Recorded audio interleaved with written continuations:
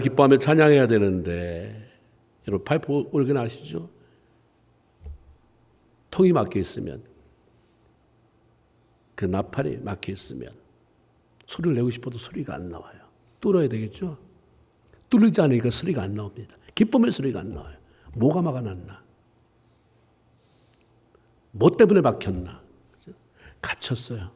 나가지도 못하고 들어오지도 못하는, 이것처럼 불안한 게 어디 있어요? 어디 갇혔어요.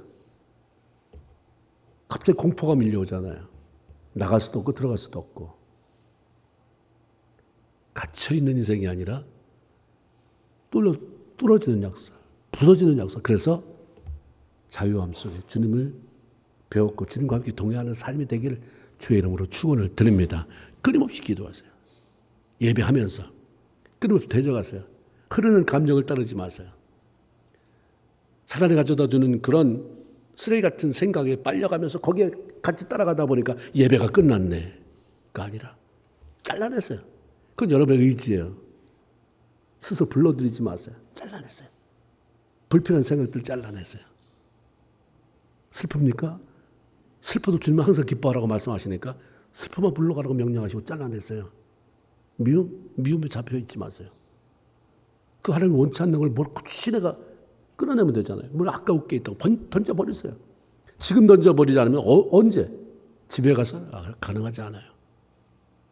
이제는 잘라버리고 그리고 뚫어내고 그리고 열려진 통로 속에서 주님과 기뻐하는 마음껏 찬양하는, 벌써 예배가 끝나서 더 머물고 싶은데 그런 간절한 마음에 그 기쁨이 생겨나게 되는 이 자리 되길 주의 이름으로 축원을 드립니다.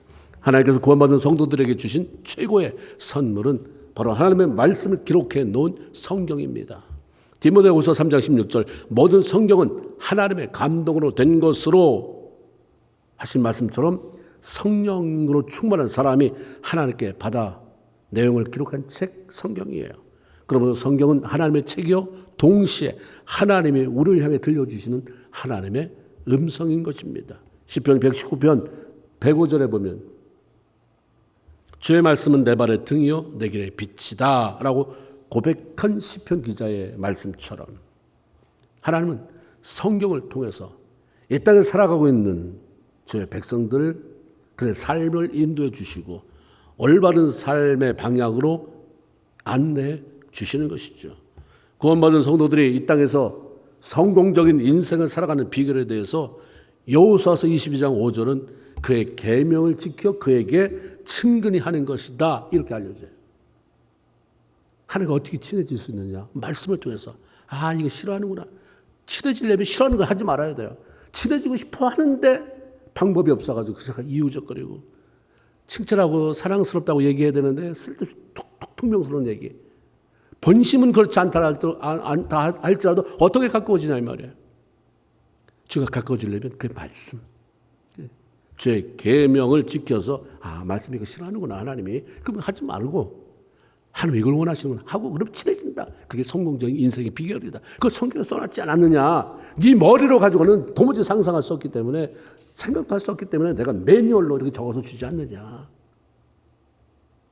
하나님의 말씀을 통해서 그분과 가까이 하며 친하게 지내는 게 최고 비결이에요. 잘 되고 싶습니까? 하나님과 친해져요.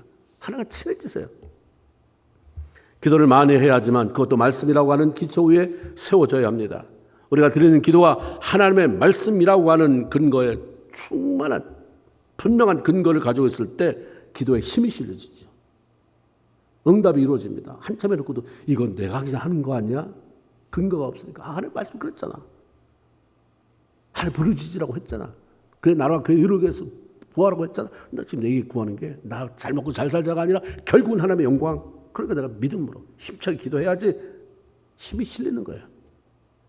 계시록 1장 3절에 보면 하나님의 말씀을 읽는 자와 듣는 자들과 그리고 지키는 자들이 복이 있다고 선포하셨듯이 성도들의 복된 삶은 우리 하나님의 말씀과 어떤 관계를 맺으며 살아가고 있는가. 난 그거 없어도 잘 살고 있다. 리밋 버전에 리밋된 버전. 리밋이. 하나님의 복이 됐거나 아니면 네 마음대로 한번 가봐라 하고서 줄을 길게 매놓으신 거죠. 짧으면 하나님이 너 짧게 끌어들이면 혼자 막 몸을 붙이다가 하나님 원망하고 쓰러질까 봐 하는 데까지 한번 가봐라. 근데 말뚝에 네 밧줄이 매여있다. 거기까지 가면 깨닫고 나면 그 긴 풀어놓은 줄만큼 돌아와야 되잖아요. 이것도 힘든 일이에요. 갈 때는 내 마음대로 하나님 가게 해서 풀이 주르르 풀리는 것 같지만 다시 오려면 그만큼 걸어 돌아와야 되는데 그런 짓 하지 말고 말씀 속에서 친밀하게 지내라. 오늘 본문은 베드로가 예수님의 부름을 받고 그의 제자가 되는 과정 속에서 주의 말씀을 순종함으로 인해서 얼마나 놀라운 은혜와 복을 경험하게 되었는지 자세히 소개해주고 있습니다. 많은 사람들이 예수님 말씀을 듣기 위해서 게네사렛 호수, 갈릴리 호수예요. 그 호숫가에 몰려들었습니다. 그때 예수님은 호숫가에 정박해 있는 배 두 척 가운데 베드로가 소유하고 있는 배에 올라타시더니 베드로에게 이 배 좀 더 육지에서 띄워서 저 바닷가 거기에 머물게 해라 부탁을 하십니다. 예수님이 베드로의 허락도 받지 않고 나 여기 올라타도 되겠느냐 말 한마디 안 물어봐요. 허락도 없이 배에 올라타시더니 거기다가 또 주문까지 하세요. 야, 이렇게 좀 해라, 이렇게 좀 해라. 배 좀 띄워, 좀 더 여기서 육지에서 떨어지게 해. 이것을 볼 때 두 사람은 서로 어느 정도 안면이 있었던 것 같습니다. 사실 베드로는 이미 예수님께 은혜를 입은 사람이에요. 우리가 누가복음 4장 5장인데 4장에 보면 4장 38절에 베드로의 장모가 심한 열병으로 고생하고 있을 때에 어떤 사람이 이 얘기를 해서 예수님이 들어가잖아요. 열병이 떠나고 그 장모가 수정 들더라. 이런 일이 있었습니다. 베드로는 그 사실 때문에 그랬는지 예수님이 자기 배에 올라타시고 갑작스러운 부탁을 하셨을 때 실은 내색하지 않아요. 그냥 들어드리죠. 장모 고쳐준 신세를 갚는다라는 마음으로 내어들었는지도 모르겠어요. 예수님의 배에 오르신 이유는 사람들이 너무 많잖아요. 너무 달려들어요. 그러다 보면 뭐 호수에 떨어질 수도 있고 물론 그렇진 않겠지만 사람들하고 좀 더 멀리 떨어져서 많은 사람들이 예수를 조금 더 떨어진 상태에서 다 바라보고 주의 말씀을 잘 들을 수 있도록 그걸 배려하기 위함이셨겠죠. 그러나 예수님께서 굳이 베드로의 배에 오르신 이유는 따로 있었습니다. 베드로의 필요를 채워주시기 원하는 마음이 있었기 때문입니다. 주님은 베드로의 배에 오르기 전부터 그 배가 비어 있었다고 하는 것을 보셨죠? 왜 못 봐요? 거기 그 조그만 돛담 멘트인데 대단한 모터가 달린 큰 배겠어요? 조그만 배인데 그 안에 비어 있는 거 보신 거예요. 그러니까 말씀을 가르치시기를 마친 다음에 주님은 곧바로 베드로에게 깊은 데로 가서 그물을 내려서 고기를 잡아라 라고 하는 명령을 주십니다. 밤에 그물을 던졌지만 한 마리도 잡지 못했다는 사실과 그래서 피곤해 지쳐 그물을 씻고 있던 모습을 보셨음에도 불구하고 베드로에게 깊은 데로 가서 다시 한번 그물을 던져보라고 하신 것은 주님께서 그의 사정을 안타깝게 여긴 거죠. 그리고 텅 빈 배를 채워주시고 싶은 갈망이 있었기 때문에 안다. 너 피곤하지? 다 해봤지? 근데 이번에 한번 내 말 듣고 다시 한번 가봐라. 채워지게 된다. 이 마음을 가지고 베드로에게 말씀하셨을 거예요. 하나님은 나의 신앙이나 인격면에 대해서 나의 삶에 대해서 나보다 나를 더 잘 아시는 분입니다. 하나님은 나의 필요에 대해서 나보다 나를 더 잘 알고 계시는 분이에요. 누가복음 12장 7절에 너에게는 심지어 머리털까지도 다 센 바가 되었으니 두려워하지 말아라. 머리통이 네 것이고 그 붙어있는 머리카락이 네 거라고 하지만 너 쉬어봤냐? 몇 개인데? 주님 다 쉬어봤다. 나를 그렇게 자세히 아시고 관심을 갖는 이유는 나의 필요를 채우시고 도와주시기 위함이라고 하는 대전제가 거기에 놓여 있습니다. 이사야 41장 10절에 두려워 말라. 내가 너와 함께 함이니라. 내가 너를 굳세게 하리라. 참으로 너를 도와주리라. 참으로 나의 의로운 오른손으로 너를 붙들리라 라고 확신 있게 말씀하신 하나님은 지금도 살아서 일하고 계신 하나님이잖아요. 지금 살아서 나를 돕고 계시는 나의 하나님이라고 하는 사실입니다. 이스라엘 백성들을 애굽에서 해방시키기 위해서 모세를 지도자로 부르실 때 하나님께서 그에게 하신 말씀이 출애굽기 3장 7절에 있습니다. 애굽에 있는 하나님의 백성들의 고통을 보았다. 그들의 부르짖음을 들었다. 그들 뭐 때문에 근심하고 있는지를 알았기 때문에 그들을 해방시키려고 한다고 하는 그런 말씀을 들려주셨어요. 자기 백성의 필요를 아시는 것에 머무르지 않고 그것을 해결하고 채우기 위해서 행동하시는 하나님. 교회가 성장하려면, 건강해지려면 행동하는 신앙인이 많아야 돼요. 말만 무성하면 그 말이 밧줄에서 서로를 얽어매게 되고 서로 넘어뜨려요. 말만 무성한 자들이 아니라 행동이 있는, 왜 하나님이 행동하시는 하나님이시기 때문에 나 너 사랑한다. 야, 하나님이 너 사랑한다고 하면 됐지. 또 뭘 원하는 데가 아니라 사랑하기 때문에 죽어주시고 사랑하기 때문에 다 쏟아 부어주시는 행동하시는 하나님. 안디옥교회 성도들이요, 행동해라. 네가 말 쏟아부은 거 있잖아. 얼마나 많이 쏟아부었어. 너는 다 잊어버렸지만 버렸지만 내가 한번 들려줘 볼까? 이렇게 말한 거 행동해. 네가 고백한 대로 행동해. 하나님 그것 원하시는 것입니다. 갈릴리 해변에서 어부로 잔뼈가 굵은 베드로가 고기잡이에 나서서 한 마리도, 밤새 한 마리도 잡아 올리지 못했다. 이것은 비정상이에요. 이해할 수 없고 있을 수도 없는 일입니다. 다시 말하면 베드로의 삶에 위기가 찾아왔어요. 아니 어떻게 나 베드로가 이런 일이 생길 수 있다는 말인가. 이런 일이 한번 생기면 다음에 또 생길 수도 있지 않겠는가. 두려움이 엄습해 오죠. 트라우마가 생기기 시작합니다. 그런데 놀라운 것은 베드로의 위기와 함께 베드로에게 위기가 찾아왔는데 동시에 예수님도 그 베드로의 배 안에 찾아오셨다고 하는 사실입니다. 베드로에게 하고 싶은 말씀이 있으셨기 때문에 위기의 순간에 주님은 팔짱 끼고 너 그렇게 말 안 듣더니 그렇게 뺀질뺀질하더니 한번 좀 어떻게 되나 한번 좀 내 구경 좀 해보지. 이게 아니라 내가 위기를 만나는 내 가정에 갈등이 있는 순간에 이미 예수님 같이 찾아오신다는 사실이에요. 환영하거나 안 하거나 아니면 외면하거나 무시해버리거나 아니면 경청하거나 이 차이가 있지. 지금 찾아오세요. 하고 싶은 말씀이 있기 때문에 다른 때는 못 들으니까 바쁠 때는 못 들어요. 위기의 순간에 그냥 팔 쭉 늘어지고 이거 아닌가 이런저런 생각이 있을 때 그때가 주님의 말씀이 들릴 시간이기 때문에 숭숭장구 잘하는 건 그 축복 아니에요. 간간히 하나님의 태클을 거셔서 나를 좀 주저앉혀 놓으시고 너 내 말 좀 들어라. 너 그렇게 잘 되는 것 같지? 네 앞에 벼랑이야 벼랑. 넌 안 보이지? 난 다 봐. 네 인생 날 때부터 죽을 때까지 난 네 인생에 대해서 블루프린트를 가지고 있는데 너 그대로 가면 벼락이다. 낭떠러지기다. 그때 가서 공포에 질린 모습으로 나한테 하지 말고 지금 내가 잠깐 주저앉혔을 때에 내가 얘기하는 것 좀 들어봐라.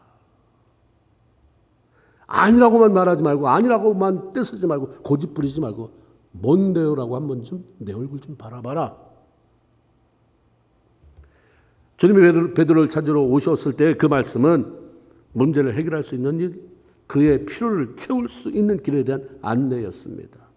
신앙인으로 내 인생이 특별한 위기 없이 잘 살아가고 있는 것 같았는데 어느 날 갑자기 삶의 위기가 찾아오고 텅 빈 배처럼 허무함, 무력감이 찾아올 때 그때는 하나님이 여러분에게 말씀하고 싶어 하시는 순간이에요.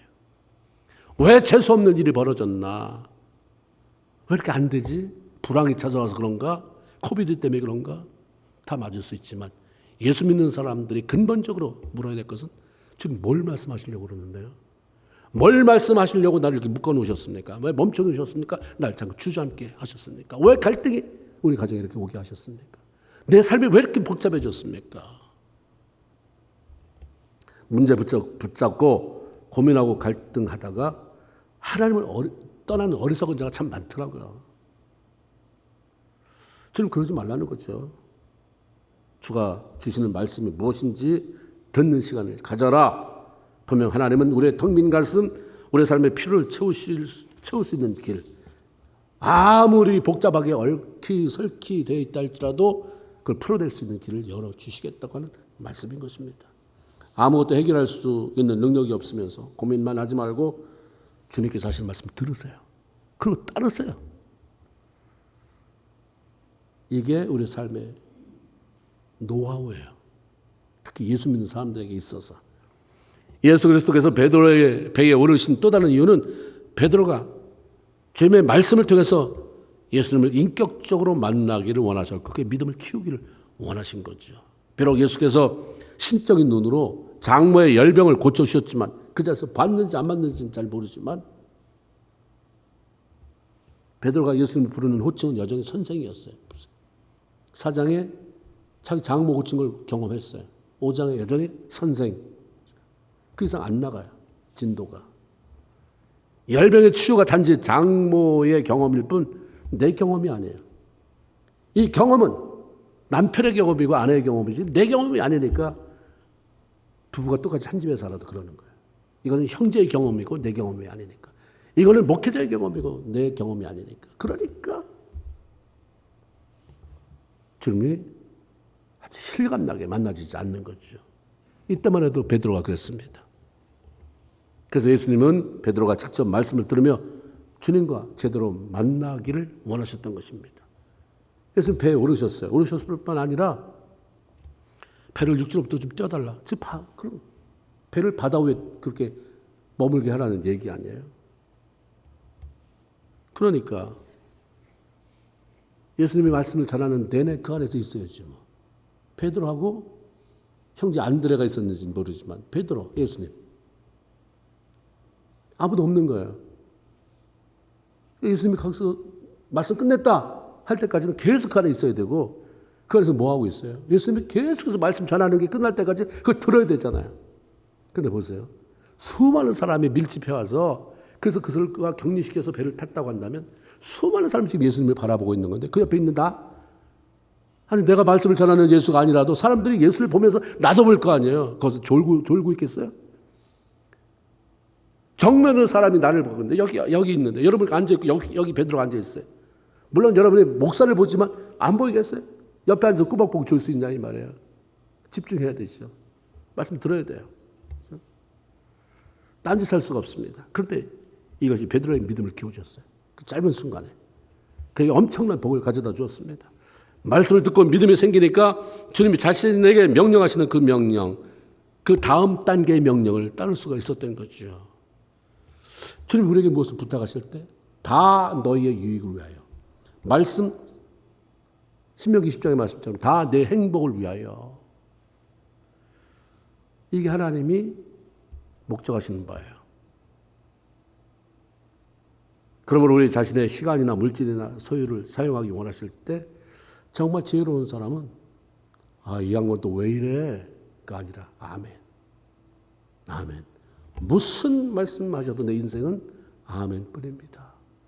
그게 저와 여러분의 고백이 되길 주의 이름으로 축원을 드립니다. 예수님이 베드로에게 깊은 데로 가서 그물을 내려 고기를 잡아라 라는 명령을 내리신 것은 베드로가 주님의 말씀을 다 듣고 난 이유였어요. 배 타자마자 이따가 좀 이따가 이거 내 설교 30분 할 건데 1시간 할 건데 끝나면 깊은 데로 가서 고기 한번 잡아봐. 이번 내가 같이 갈게가 아니라 그냥 왜 뭐 때문에 내 배를 탔는지 알 수 없는 상황 속에서 하고 싶은 말씀 다 끝나고 나서 그 앞에 있는 회중이 다 말씀을 잘 들었는지 안 들었는지도 중요했겠지만 베드로가 말씀을 다 듣고 나니까 저 깊은 데로 가서 다시 한번 그물을 던져라. 아마 믿음이 자라는 걸 열심히 아셨는지 이 명령을 분명히 저가 할 수 있겠다라고 아셨는지 그런 명령 내리셨어요. 그런데 주님의 명령을 들었을 때 베드로는 순간 예수님의 말씀에 이치에 맞지 않는다라고 하는 사실을 알았을 것입니다. 예수는 목수 출신이에요. 33년을 살았어요. 3년은 공생에 그러니까 30년 동안 물론 어린 시절을 다 뺀다면 그만큼 아니겠지만 아버지 목수 그 일을 계속하면서 목수 일을 해왔던 분이에요. 바다에서 그물을 던져 고기를 잡아본 경험이 없습니다. 그러나 베드로는 갈릴리 바다에서 어촌에서 어부로 잔뼈가 굵은 사람입니다. 자신의 그 오랜 동안의 경험을 비춰볼 때 예수님이 명령하신 명령은 고기를 한 마리도 잡을 수 없는 그런 조건에 해당되는 말씀이었습니다. 물고기가 몰려오는 밤이 지나고 이제 낮이 밝았잖아요. 낮이 밝았으면 고기가 안 모인다. 상황은 전부 다 나빠진다. 그래서 다시 그물을 던진다고 해도 상황은 마실 게 없다. 한 마리도 못 잡았어. 이번 더 못 잡아. 물고기는 적당한 깊이에서 잡히는데 깊은 곳으로 가서 그물을 던져라. 이것은 경험자의 귀에는 무식한 소리로 들릴 수밖에 없는 거죠. 밤새도록 고기를 잡느라고 힘을 쏟았겠죠. 한 마리로 잡고 가야 된다. 내 어부 경력에 한 마리도 없다니 이게. 그러니까 얼마나 마음에 부담을 가지고 그물을 계속 내려 힘을 썼겠습니까? 근데 못 잡았어요. 이제 집에 가서 잠을 자야 됩니다. 쉬어야 다시 밤에 고기 잡으러 나갈 수가 있는 것이고 또 이미 잘 씻어놓은 그물을 고기가 잡히지도 않는 잡힐 수도 없는 바다에 던져서 지저분하게 만들고 또 씻는 수고를 하고 싶지 않았을 것입니다. 그런데 베드로가 뭐라고 대답했습니까? 깊은 데 가서 그물을 던져 고기를 잡아라 했을 때에 5절에 보니까 선생님, 호칭은 여전히 선생님이에요. 우리들이 밤이 새도록 수고하였으되 잡은 것이 없지만은 말씀에 의지하여 내가 그물을 내리리이다. 말씀에 의지하여 영어로 뭐라고 했을까? 말씀에 의지하여 영어로 굉장히 심플하게 되어 있더라고요. Because you say so. 네가 그렇다고 말하니까 그 말, you say so.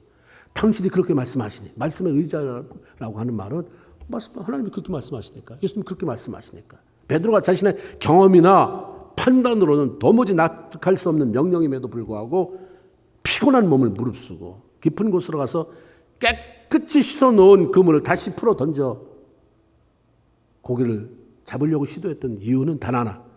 주님께서 그렇게 하라고 하시니까. 말씀에 대한 순종이었습니다. 이해되고 납득되어서가 아니었어요. 주님께서 그러라고 하니까 무조건 순종. 바로 그 전에 했다고 한다면 나 피곤해요. 예수님 말씀 호의는 고마운데 내가 하겠습니다. 나 여기서 잔뼈 굵었는데 근데 배에서 꼼짝없이 거기서 조언하시느나 내려갈 수 없잖아요. 내려서 바다를 헤치고 호수를 거치고 나가서 예수님 이따가 다 끝나시면 알아서 저까지 배가 몰고 오세요. 갈 수 없잖아요. 있다 보니까 말씀이 들어온 거죠. 이 정황상 때로는 그 주님이 강권하여도 필요하구나. 강권하여. 싫다고 내버려두면 망하는 거구나. 때로는 강권도 필요하구나. 강권. 강권하려면 내가 파워가 있어야 되죠. 같이 징징거리면서 왜 그래? 왜 예배 안 드려요? 왜 기도 안 해요? 왜 파워가 안 생기는 거예요. 강권하려면 내가 파워가 있어야 돼. 예수님이 그 강권하시니까 베드로에게 이런 일이 일어났던 것입니다. 고집세고 스스로 똑똑하다고 생각하는 사람들이 잘 문제 해결을 받지 못해요. 그저 자존심만 가지고 삶을 버텨내는 이유는 주의 말씀에 의지하여 순종. 주님께서 그렇게 하라고 하시니 그냥 순종. 이런 삶이 안 되기 때문에 그러는 거예요. 안 되는 거예요. 주님이 계신지 살아계신지 아닌지도 알 수도 없는데 거기다가 말 같지도 않은 말을 따르라고? 그러니까 그럼 네가 한번 해봐라. 내가 해결할 수도 없어요. 우리가 살다 보면 그런 거 있잖아요. 코 한쪽만 맥혀도 답답해서 견딜 수 없어요. 약한 하나님이 잠자야 될 시간에 잠 하나 오지 않게 살짝만 건드려도 불안해지기 시작합니다. 뭐 하나 살짝만 건드려놔도 뭐 어떻게 해야 될지를 몰라서 난리를 치는데 그런 데가 뭘 할 수 있는 거예요. 그걸 빨리 인정하고 그렇다고 한다면 다 100% 앞에 주의 말씀에 내가 맡기고 순종하겠다. 이게 지름길로 가는 비결이고 해결할 수 있는 그런 통로의 삶이 열려지는 거죠. 베드로가 말씀에 의지하여라고 말할 수 있었던 것은 그 말씀하신 예수를 인정하니까 그런 거죠. 그분의 권위, 그분의 말씀, 모든 것을 신뢰할 수 있었기 때문입니다. 베드로에게 주 명령에 순종하고 싶은 마음이 일어나게 된 것은 배 안에 앉아서 말씀을 듣는 동안 그분에 대한 신뢰가 생겨날 것 같습니다. 들어보니까 처음에는 짜증스러울 수도 있었겠죠. 왜 하필이면 타이밍이 이렇게 맞아가지고 내가 눈에 띄어가지고 내 배에 저분이 탔을까. 빨리 가서 자야 되는데 빨리 가서 내가 저녁에 밤에 다시 나와서 고기 잡을 준비해야 되는데 그러다가 말씀에 빨려 들어가는 거죠. 말씀이 저를 점령하기 시작하면서 저분이 누구야? 저 예수 누구야? 이렇게 된 거죠. 로마서 10장 17절. 그러므로 믿음은 들음에서 나며 들음은 그분의 그리스도의 말씀으로 말미암는다. 듣지 않으면 믿음이 안 자라요. 안 듣잖아요. 그럼 점점 예배의 자리에서 멀어지면 나중에는 없어지더라고요. 믿음은 하나님의 말씀에 집중해서 듣고 또 듣고 자주 듣고 그러면서 생기는 것입니다. 들을 수 있는 귀를 많이 가져야 돼요. 믿음은 순종이라고 하는 행동으로 연결되어지고 순종의 행동은 그 결과가 기적이에요. 기적. 나는 기적. 우리가 살아가는 게 기적이에요. 한 번도 내가 이 땅에 사는 동안에 여기 아프고 저기는 아팠지만 공기가 끊어져서 내가 곤란당했다 있습니까? 기적이에요. 우리가 뭔데 하나님이 여러분에게 공기를 매번 주셔야 됩니까? 기적이에요. 공기 때문에 기도해 본 적 없잖아요. 베드로가 순종해서 주님이 시키는 대로 깊은 곳에 나가서 그물을 던졌을 때 전혀 상상하지 못했던 놀라운 일들이 일어났습니다. 밤새 한 마리도 잡지 못해서 허탕치던 그 장소, 그 갈릴리 호수에서 그물이 찢어질 정도의 고깃대를 잡아 올리는 기적을 그가 맛봤어요. 특별한 방법을 써봤기 때문이 아니잖아요. 아까 안 됐는데 방법을 이렇게 좀 써볼까? 아니었어요. 한 가지 분명한 사실은 하나, 주님 말씀에 순종함으로 얻게 된 만선의 기쁨이었습니다. 주님이 하신 말씀에 순종하기 위해서는 참 기장되는 게 아니에요. 결단, 용기, 희생이 따르잖아요. 나의 지식이나 상식, 경험을 다 내려놓을 수 있어야 돼요. 그래 순종이 되지. 그게 내가 팔팔이 살아있는데 내 안에 내 의지가 너무 강하고 내 고집이 너무 강하고 여전히 살아있는데 순종 안 됩니다. 순종 안 되는데 그 다음 단계에 무슨 기적? 기대할 수 없어요. 바로 전까지 실패하고 헛수고만 했다 하더라도 다시 해보는 용기. 주님이 다시 하라니까 베드로처럼 주님 말씀에 의지해서 다시 해보는 용기. 이게 필요한 거죠. 고기가 너무 많이 잡혀 옆에 있던 다른 배 소유자인 친구를 불러줘요. 도와달라 요청했습니다. 고기를 반으로 나눴다고 했어요. 근데도 그게 잠길 정도가 됐다고 하니 얼마나 많이 잡힌 거예요. 한 사람의 순종으로 주어진 풍성한 은혜와 축복이 금방 이웃에게도 나타나네요. 순종하면 나만 잘 되는 게 아니다. 집안에서 남편이 순종해 보세요. 아내도 잘 되게 돼 있어요. 신앙생활을 늘 아내 덕만 보려고 하지 말아요. 남편의 덕만 보려고 하지 말고 내가 순종함으로 말미암아 아내가 덕 보게 만들어야 돼요. 남의 믿음이 있다고 하는 사람의 덕을 보려고 하지 말고 내가 이제는 순종하고 기도해서 남에게 유익을 나눠줄 수 있는 그게 성숙한 신앙인이 아닌가 우리 한번 생각해 봐야 되는 거죠. 아담의 불순종은 전 인류를 죽음으로 이끌어갔지만 예수 그리스도의 순종은 전 인류에게 죄사함과 구원의 길을 열어놓으셨습니다. 요나의 불순종은 함께 탄 모든 사람들까지 위기에 빠뜨렸지만 베드로의 순종은 텅 비었던 배, 자기 배를 가득 채울 뿐 아니라 옆에 있던 빈 배도 채워주게 되는 역사가 있었습니다. 나라배 복 받았다. 이제 거기서 끝나지 마시고 내가 순종하고 말씀에 순종했더니 리슨이 아니라 오베이 순종했더니 누가 잘 됐나? 나 때문에 누가 잘 됐나가 있어야 돼요. 베드로가 사도 바울이 그런 얘기 하잖아요. 데살로니가 성도를 향해서 너희가 내 기쁨이다. 면류관이다. 우리가 그렇게 해서 은혜 받고 나눠서 사람 살렸는데 하나님 축복을 나눴는데 그 사람도 잘 됐다.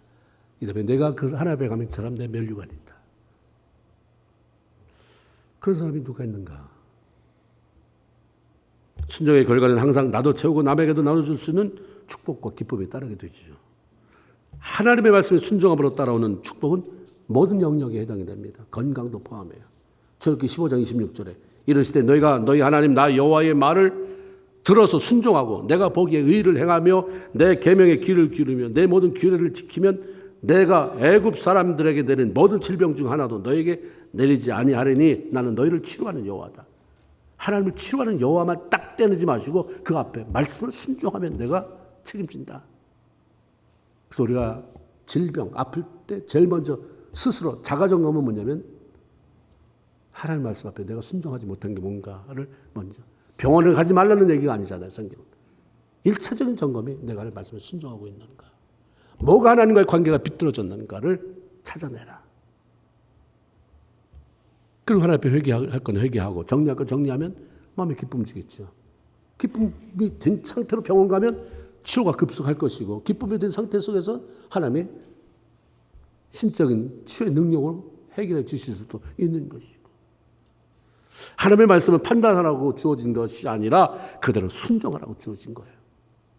무슨 말씀이든 그 말씀에 순종하면 거기에 엄청난 축복의 열매가 맺혀지게 되지만, 불순종하면 수많은 시간을 낭비하게 되고 우리의 삶을 황폐하게 만들 뿐입니다. 판단하려고 들면 사단이 기가 막히게 말도 안 되는 소리, 억측을 갖다 줘요. 내가 아닌 줄 알면서도 입으로는 자꾸 거역하게 만드는 거예요.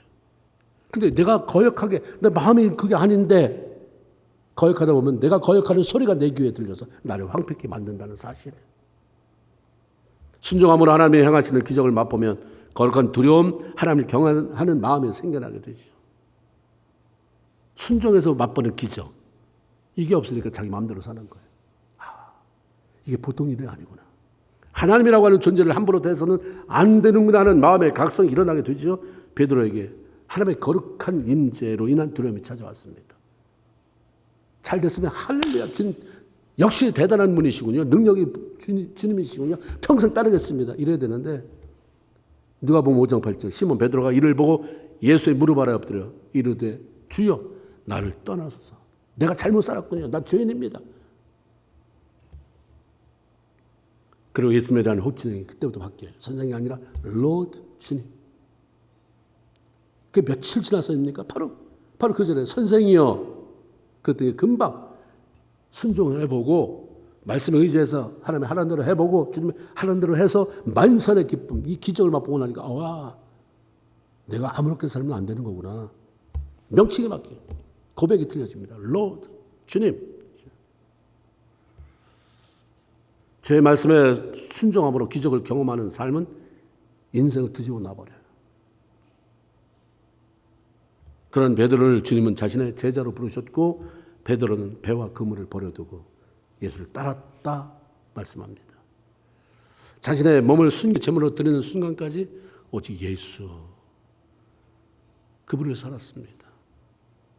하나님 말씀에 대한 순종이 베드로의 인생을 바꿔놓은 거죠. 용기와 결단을 가지고 주의 말씀에 순종하겠습니다. 주께서 그렇게 하라고 말씀하시니 순종하겠습니다. 고백하면서 인생의 역전을 경험하고 죽는 순간까지 나를 불러주시고 구원해 주시고 사명 맡겨주시고 사랑해 주신 그 주님, 주의 영광스러운 일에 쓰임받는 그런 복된 성도들 다 되기를 주의 이름으로 축원을 드립니다. 기도하겠습니다. 말씀해 주시죠.